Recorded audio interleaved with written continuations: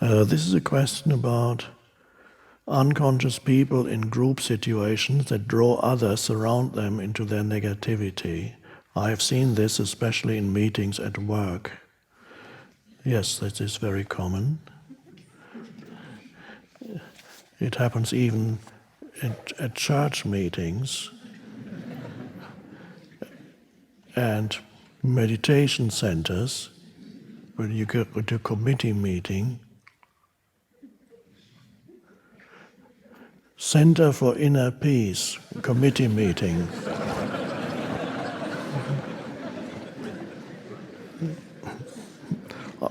I'm not referring to anything. I don't know if there's a Center for Inner Peace. If there is, please excuse me.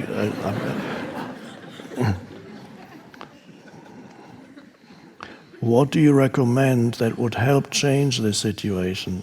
And while it is happening, is there something I could do or say in the moment with this person to get the meeting to a more constructive place?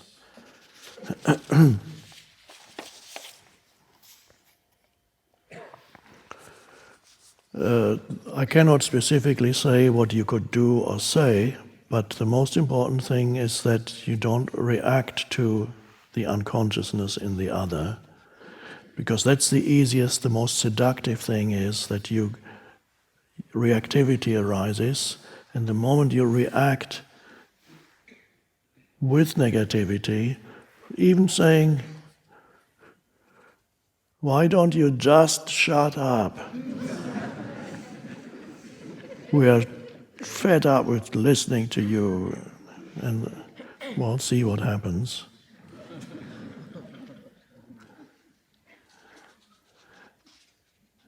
If you can be free of reaction, or rather reactivity, then something is possible. If you react, you are being drawn into unconsciousness. And the same level as the person you're reacting to. So in other words, you become what you are fighting against. And this is not uncommon. There are ways in which you fight against unconscious people, or people, they might do things that look evil, but of course it arises out of unconsciousness. And the fight, without you knowing it, gradually you are at the same level as those people. So can happen very easily. So let's come back to the meetings. So to be intensely present is so that your state of consciousness is one of intense presence as you look around the room. So in intense presence there's no reaction, and you see everything for what it is. You don't personalize the unconscious behavior of another person. You don't say, "What a dreadful person that is." No, it's not a dreadful person, it's just human unconsciousness in action. A manifestation of the current evolutionary stage of the majority of humans. That's all, nothing personal about it. Manifestation of the current evolutionary stage of most humans' consciousness. Nothing personal about it. Oh, well, that makes it perhaps a little easier, but you don't have to tell yourself even that in order to be present. You're just present, and you go into the body so that every cell of the body is alive with presence, and you feel the aliveness in every cell of the body. Because otherwise the body and the emotion that lives in the body will react to this person's emotion. It'll come from there, if it doesn't come from the mind. Be in the body's your anchor for presence, and there you are as a point of presence in this room. And whether or not you say something, or what you say, or what action you take, I don't know, because it can only come out of presence. Or whether you say anything at all, or whether you just totally ignore this level of discourse that the other person is involved in, and just continue presenting the situation, what we need to look at. In some cases you completely ignore, in other cases you might address this person and speak to the sanity that's hiding somewhere underneath the insanity. You might address that might work. You don't know, but you will know what the right thing to do is, or if there's anything to do in that situation. But it's vital to be absolutely present, especially in the presence of very unconscious people. Sounds a little contradictory.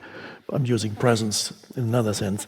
When very unconscious people are around you, then it's extremely important to be highly present so that you don't get drawn in.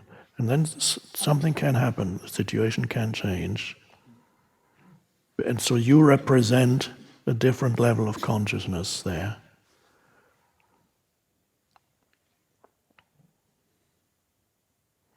You can probably even, I'm saying probably because I have little experience with it, you can probably even do it on the internet, because the internet is full of things that have come out of very unconscious minds. And so it is sometimes possible to just give your contribution as a conscious contribution that will contrast with all the unconscious, very negative or aggressive contributions of people, what they have said. And there's one person who says something that is, and a few people will respond to that, and it might make some difference. So you're never attacking anybody, of course. In any statement that comes out of consciousness, you're not attacking anybody. You might rectify a lie, you might rectify something that's totally false, that's a different matter.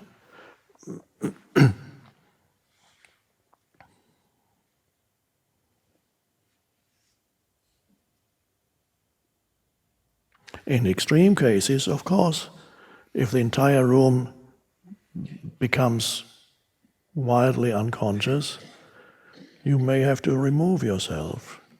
And you will find when the moment comes, you'll find your body is getting up, and you find yourself walking to the door.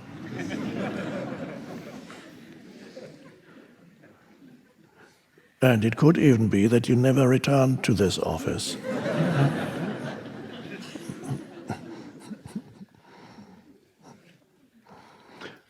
If you live in a very unconscious business environment or office environment, then it may be a place where no matter how present you are, there's not much that you can do. Perhaps we can affect one or two people, but if the collective energy field, because a company is also a kind of a collective entity consisting of all these humans. And if the majority or all of the humans are deeply unconscious, then you have a company structure that is deeply unconscious. And the company is more than the sum total of the parts that make up the company. So it almost has its own ego identity. A company is an ego too. Even a nation has an ego identity. So a company has an ego identity too, and it can do bad things that the individual human, although they are unconscious, might not be capable of doing if they were acting on their behalf, on their own behalf. But if they are drawn into identification with I hinted at that yesterday too, last night I believe, if they are identified with the collective, insane, collective ego structure, then humans are capable of atrocities that as individual egos, they would not be capable of. And this applies, for example, also to cults and sects, where people within the cult and sect people are very honorable and helpful and loving to each other and give up their personal ego, but they have exchange their personal ego for the collective ego, and the collective ego with reference to the outside world is insane. So if you are in an totally insane environment, you may not, your presence may not be enough to bring about much change there. So there are certain environments that it is better to remove yourself from. But there too, it's good to be present, because then you don't have agonizing decision making involved in, should I stay in this company, or should I not? For security, I should stay because it offers some kind of security. But of course, I'll be happy for the next 22 years until I retire. Am I going to stay in here and be happy for the next 22 years of retire for security and for my pension that I'm going to get afterwards? No! No! I'm not. I'm not staying in an insane environment for the sake of a delusional security, because that is not even security, because by the time in 21 years' time, your whole pension fund will have collapsed anyway.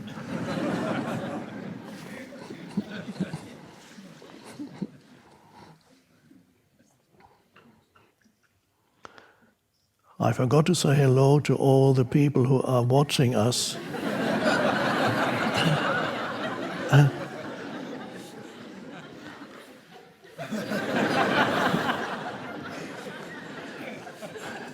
In different parts of the world, and